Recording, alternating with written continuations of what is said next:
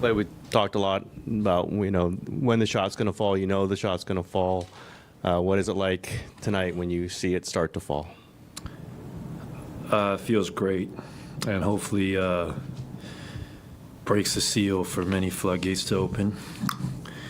And it always feels good to shoot the ball well. Does not feel good to not shoot the ball well. So I was very happy that I made some shots tonight, even though I feel like I could have made more. But at least they were great looks. Chris talked about a practice a few days ago where you guys kind of dug into some of the offensive issues you're having. I mean, mostly via conversation more than on the court. Did that practice help? What was the last part of that question? Just how helpful was that practice? It's very helpful. I mean, anytime Chris Paul speaks, you must listen. Man's been through it all. I actually watched the Redeem Team documentary last night, and it was cool to see a young Chris getting kind of rookie hazed by his teammates, and for him to still be here just balling, it's insane. It makes me respect him so much, and anytime he speaks and he sees something out there, we must apply it because he is a basketball savant. How good was he tonight? He was great. You have a double-double? Oh, nice, yeah. Does what he does best, filling up the stat sheet. He seemed to really be having good chemistry with you early. Chris did. I mean, he assisted you on 5 of your 7 made shots tonight. He kind of said that he feels like he's the quarterback and you and Steph are, your guys all-pro receivers. Is that kind of how you see it too? And how is it having a true point guard like that in the building like Chris Paul?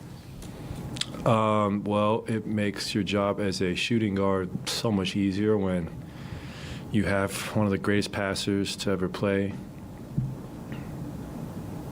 orchestrating out there, and I think we're still building great chemistry. It's obviously incredibly early in the season still. We're almost at the quarter mark, so it's important we lean on Chris for all his experience and continue to play off him and let him quarterback. Klay, Steve talked about sort of reminding you to give the ball up. It'll come back to you. That's when you get your best shots. You obviously know that. You've done that for years here.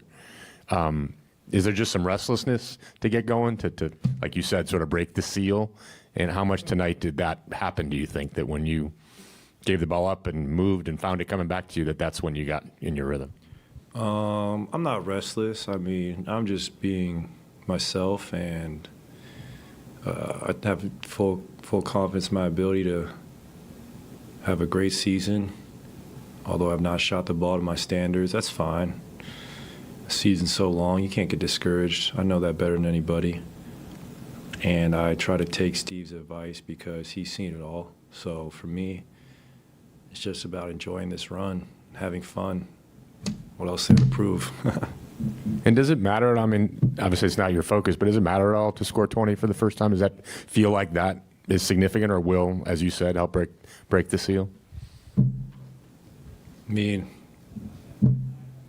it feels good, but I've scored more points in a quarter than I did tonight, so I'm not too. A lot more. I'm not too. I knew it's going to happen. Big nights are going to happen. It's just about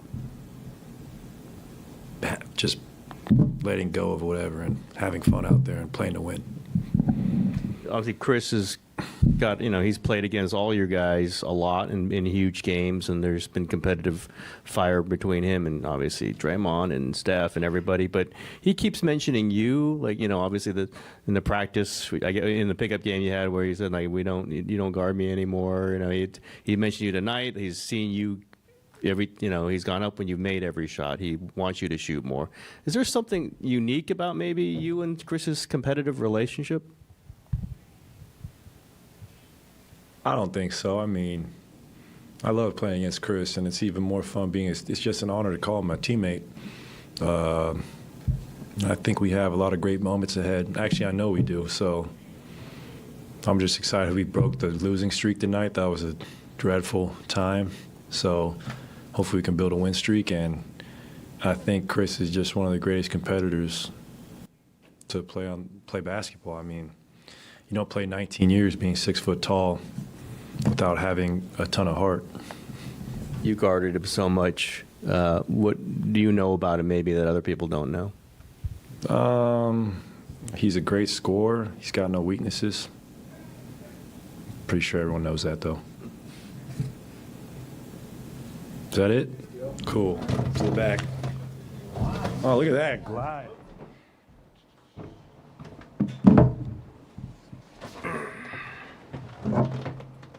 Kind of saw like Steph raise his arms, kind of mock celebration, but also celebration after this.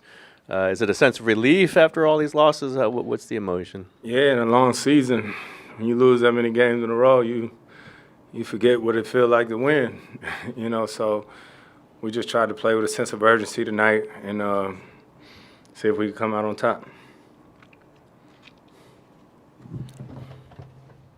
Steve's kind of talked about kind of an excitement to get some practices in, in the next week or so. Like, how important in the course of a season is not only just a practice, but a practice where you guys can actually, do work instead of rehab? It's actually really important when you have a lot of new faces like we got with our team. It's been a lot of different guys in and out the lineup, and, the starting lineup has changed a few times, and you just need to get those reps in practice. And we had a really good practice a few days ago where we just talked about how we wanted to play, and move the ball. And all of us within our team know that it looks a lot different.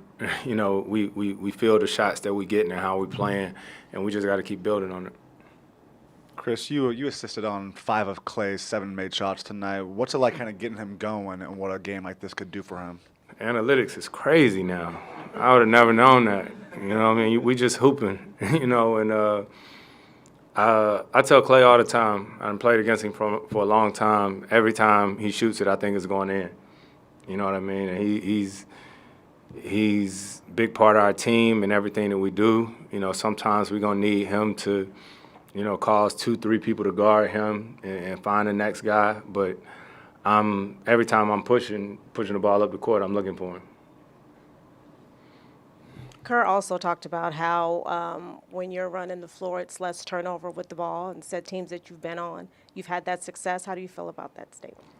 I try to, make smart decisions or whatnot, but also making a conscious effort to make sure we push the ball and get the ball up the court, so it's balanced. It's kicking it ahead.